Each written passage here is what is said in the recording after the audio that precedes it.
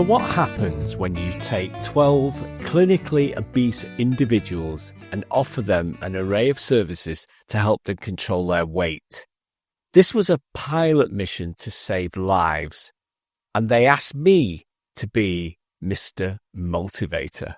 Now, that mission didn't go exactly as planned, but it did, however, spurn something really, really special for me, the 12 Fat Ladies Project. Welcome back to the Action Factory podcast. My name is Michael Dawson, and I'm the creator of the Solutions Toolkit, the first dedicated and universal working model for youth workers.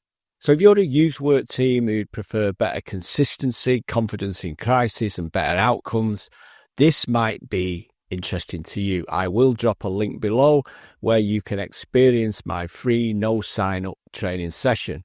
It's 30 useful minutes where we will discuss the Big Four research and how it affects youth workers in general.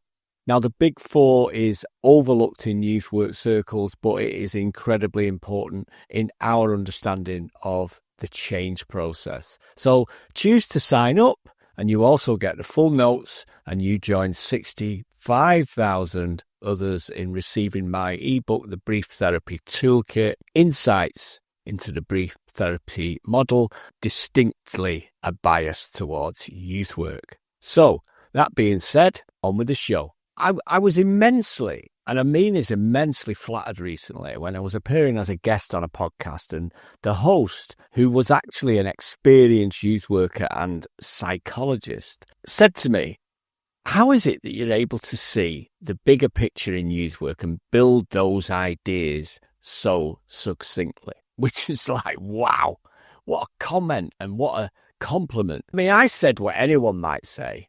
I took my 10, as my old mentor used to say, take your 10 and walk away. And I said, I don't know. I'm not really sure how or why, if his assessment is true. But after I'd calmed down from that and assessed the interview, I realised I probably did have an answer for him. And it lies, I think, in these three huge roles that I was lucky enough to be part of. And these roles shaped my thinking in ways that went a little bit off-piste, I must admit. In between previous episodes, I wanted to talk about these three roles. And of course, how I think might be of no interest to you in general. But, I wouldn't be doing this if I didn't feel there was some interesting lessons in here for you as dedicated youth work professionals. I think this week's episode, you'll discover it's not just what went right in this project, but it's what went wrong as well. And if you go back a couple of episodes, there's one called Buying Back Our Children, which created a little bit of a stir. So do check that one out, especially if you are a local authority who might be interested in saving a few million quid. And I'm being honest with you there. So there you go. You can have a look at that one. So this week I want to talk about 12 Fat Ladies. 12 Fat Ladies became a kind of unofficial nickname for this incredible project that I happened to fall into. I'd love to tell you how the National Health Service in the United Kingdom sought me out for this project, refused to take no for an answer until I gave in. It was like one of those action movies where they want you back for this one last mission. I've retired. I've had enough. Well, I'm sorry that's not true, but I've got an alternative story for how I came to be part of this almost successful project for the National Health Service. Unlike the adventure movie, I was leaving a supermarket after popping out to buy a few bits and pieces. Can't remember what, pint of milk and a loaf. And as I made my way through the throng at the door, I heard someone calling my name. So I looked round, and it was a young lady I'd met recently on this brilliant NLP course. As is often the case, we'd taken breaks during the course and we get to know each other and discuss what we did for a living. And this young lady, she was on that course. So she asked how I was doing and all that usual kind of pleasantries. And as we're parting company, she had this flash of inspiration. And she said, maybe it's a good thing I bumped into you. So I was like, really? Yeah, you do that motivational stuff, don't you? I don't think I corrected her on the motivational stuff. I assumed she meant that I practiced family therapy using a model called the solution-focused brief therapy model. I'm sure I'd really kind of bent her ear about how awesome this model was, but I was hardly what you might call Mr. Motivator. For those of you under 30, you might want to Google ITV's Mr. Motivator. And if you know me, or if you don't know me, should I say, I can absolutely assure you that there are no similarities, none whatsoever. But either way, I saw no reason to stop her in her tracks. She seemed in full flow, and she excitedly told me about a project she was running for the National Health Service. Here's the idea. They're going to take around a dozen clinically obese individuals. This was determined as their weight was a threat to their life. The plan was to bring them together as a group of volunteers for a pilot project. So they'd all volunteer to go through a 12-week program to help them lose weight and possibly save their lives. And this was no typical weight loss program. It brought together a group of professionals in every field related to the weight loss. There would be a medical professional who would take tests and manage all the well-being of each person as they progressed. There'd be a professional dietitian to help with food knowledge, actual diet plans for each individual. There'd be a professional fitness coach who would describe various custom-designed regimes and classes. I said, wow, sounds fantastic. However, she said, so this grin on her face starts to grow, we need a Mr. Motivator. As I said earlier, for the young ones listening, I might be able to find a link below if you've never seen Mr. Motivator. I think you'll find it really interesting. And it might leave a lasting impression, but please don't anchor me to it. No. She said to me, would you be interested in joining the team as our Mr. Motivator? I kept my face straight for a moment, not too long, and then, like anyone who's been offered a role that bears no resemblance to what they do or the skill set they have, I said, yes, I'd love to. It sounds really exciting, which it did. She was really pleased that she's now got a full team on board, including her Mr. Motivator, and we exchanged numbers, and that was that. And I didn't hear from her for a while because the project was kind of a couple of months away. One thing of note here is that it never crossed my mind that we'd all actually be getting paid for this job. I never told her that I'd do it for free anyway, but anyway, it turned out we actually got paid for the job, which is fantastic. That's just a side note. As you can imagine now, I've got a problem. So in around 3 to 4 weeks' time, I'd be required to turn up, join this team, and have my motivational program ready to go. I must admit, for a few days, I thought about it and I felt quite stressed at how I was going to actually do this and provide any value to the group. It was almost getting to feel like one of those, I don't know whether you ever have those dreams or nightmares where you walk on a stage to perform and you've no idea why you're there or what you're meant to be saying. And it was starting to feel like that. I knew one thing, I couldn't come in shouting things like, you can do this. Ask yourself some questions. That phrase was very popular with a gym instructor that I had at the time. I also knew that I couldn't take the tough love approach, like Sergeant Wilco or the David Goggins approach and tell all these motherfuckers to shape up or ship out or reach down between your legs and find your balls. I had an idea that none of this would be what the National Health Service were looking for. Instead, I simply kind of rolled around in bed every night as this project got closer and closer. And then something happened. I imagined that the problem of weight loss was like any similar problem that I'd dealt with before, whether it be family breakdown, domestic violence, drug abuse. And this was a kind of epiphany. I don't know whether I heard angels, but I felt like I had salvation. And I believed that the same logic applied. So instead of looking at how overweight people could lose weight, I needed to look at why people who weren't overweight. This was a way of thinking that all of my heroes, such as, Richard Bandler in NLP and Sue Kim Berg in the solution-focused approach, this was their way of thinking. In no time, I had what I thought was an answer.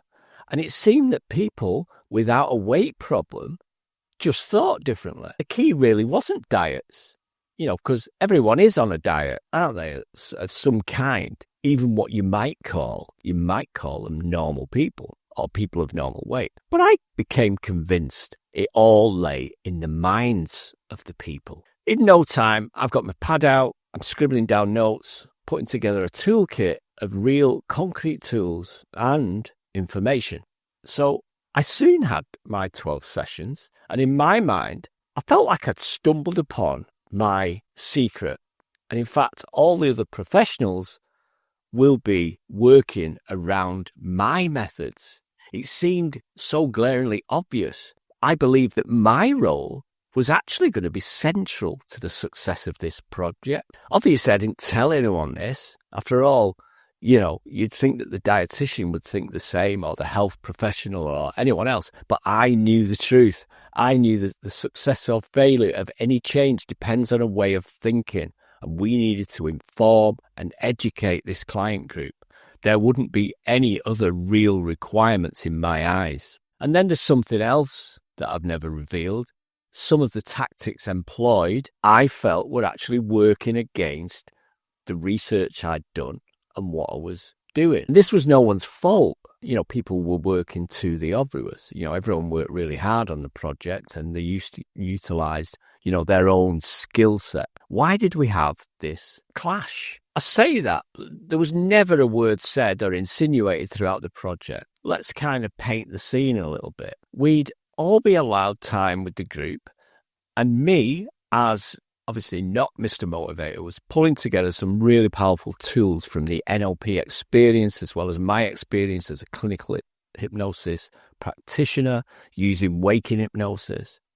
And aside from the geekiness I'm known for, I was able to pull together a great set of tools to help the group. Now, one of the things I strongly believed in was focus and self-image. In fact, as time has gone on, I've had this confirmed even further to me. There's lots of evidence out there to conclude that we will generate what we think about, and will always fall back onto our self-image. And if that's negative, then the result will be negative. This isn't like that law of attraction thing, but it certainly supports that. So we effectively build our own individual world to live in, and it's built around our focus and beliefs. And my solution-focused brief therapy training also taught me that we should always reframe, normalize our problems. The problem in this case was being overweight. Okay, so here's where I need to kind of strap in for the onslaught from people who are listening to this particular podcast. Please feel free to comment or let me know your thoughts. I believed that having a food diary and weighing yourself were just two things that went against this philosophy, but it was part of the program. These things could not be removed, and that's just my opinion. In fact, the whole experience taught me something really exciting about diet and weight loss. It taught me that, in effect, all diets will work and all diets won't. So, what the hell does that mean? It means that regardless of your chosen regime, diet, exercise plan, or weight loss goals, there's one thing that will determine your failure or your success, and that was your own mind. The tools that I pulled together went way beyond any kind of self-hypnosis or motivation. Instead, I actually started to build a kind of manual for the mind. Because if the clients could be made aware of how and why their own mind could work with them or against them, then they could take control. And the diet regime becomes a simple matter of choice. These tools were gold in my eyes because they came as such a surprise to our clients. So let me give you one example. One of my favorite lines from the program was from a male client. And he said to me, "Mike, for as long as I can remember, I come home from work on the bus. I get off the bus and I go in the newsagents and I buy a Mars bar. I have not bought a single Mars bar this week.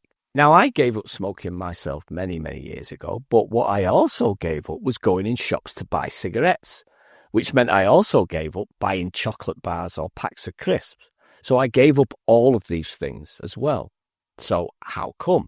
Well, we've been talking in our group about change and how our brains will program us to chunk information and follow a series of actions and emotions, just like a little piece of software, like a computer program. Once that is running and it starts. So we also discussed how our brains feel so comfortable with that idea. However, if we change something that might be quite small, then our brain switches on. Its attention starts to focus on what's new. Now, this is an evolutionary process. We like sameness. We like routine. It saves mental energy. And if it changes, we have to focus and build new habits around the change. We talked in the room about these programs and how they could be changed in the very, very simplest of ways. So this man's conclusion was that he could benefit from the walk by getting off the bus or stop earlier. And at the same time, he wouldn't pass a newsagent and thus he wouldn't buy his Mars bar. So that's no big deal and no massive effort. It was just a new plan. This was an epic success. And if you think that a Mars bar might make little difference, how many of you have been on a crash diet for a wedding or special occasion? So here's another quick win. A very rare experiment was done just after the war to see how the human body is affected by starvation. The volunteers were conscientious objectors who wanted to help out in a kind of non-violent way after the war. Apparently, normally you can't do these kinds of experiments and starve your clients. It's not acceptable in the world of psychology. But here it was because they were conscientious objectors. So before the experiment, their base metabolic rate was measured. And in simple terms, this was how many calories you as a person burn, how much energy you need if you were to simply sit in a room and be alive, basically. And this energy is used to keep your body breathing, digesting, processing, but it doesn't do anything else. This is your base metabolic rate. It's almost like a car ticking over on a driveway. It just keeps you alive. No mowing the lawn, no running around, no doing anything. So we've all got a base metabolic rate. And they vary, but they tend to be fairly steady. And it's how many calories we'll burn in a standard state. The most interesting result of this experiment was that these people were put on very, very low-calorie diets very quickly, starved effectively. And in these experiments, they were still required to be physical and do the same set of work that always did. You can decide for yourself how close this sounds to a crash diet for that wedding or that beach holiday. Sounds very similar to me. Of course, they lost weight and they went through the usual water loss thing, which happens very quickly. However, this is something to think about next time you're crash dieting for that wedding. At last, the subjects were allowed to eat normally once more, and the scientists discover something very surprising. They found that their basal metabolic rate had dropped. Their bodies had started to become economical with energy. Just like when you might be short on cash, you need to make some cutbacks. This is what the body did. It started to cut back on absolute non-essentials. It economized on skincare and other non-essential maintenance jobs. It effectively saved calories and did less maintenance. So after starving themselves now, they probably looked and felt a little bit worse, but they also had a change to the way the body was using calories. So what did this mean? Well, I'd wager that you might not look and feel as good during and after a crash diet. But secondly, and most importantly, you now require less calories to just sit and do nothing. So think about that for a minute. You feel a bit off colour, but also you literally need less calories to simply sit at your basal rate. So after this crash diet, you go back to what we might call normal eating. But your normal eating habits might have been too many calories to start with. Now you need even less, and so the body will now do what it always does with spare calories. It stores them as fat. Problem is, there's a lot more spare calories. So we have a scenario where after your crash diet, the weight seems to pile on as soon as you look at food. That must sound familiar to you. My conclusion is that slower and long-term weight loss is the key. Lifestyle changes, such as quitting the Mars bar 5 days a week, can be huge. Now, this guy understood that, and so did everyone else. And they all understood that these small changes matter. However, here's a problem.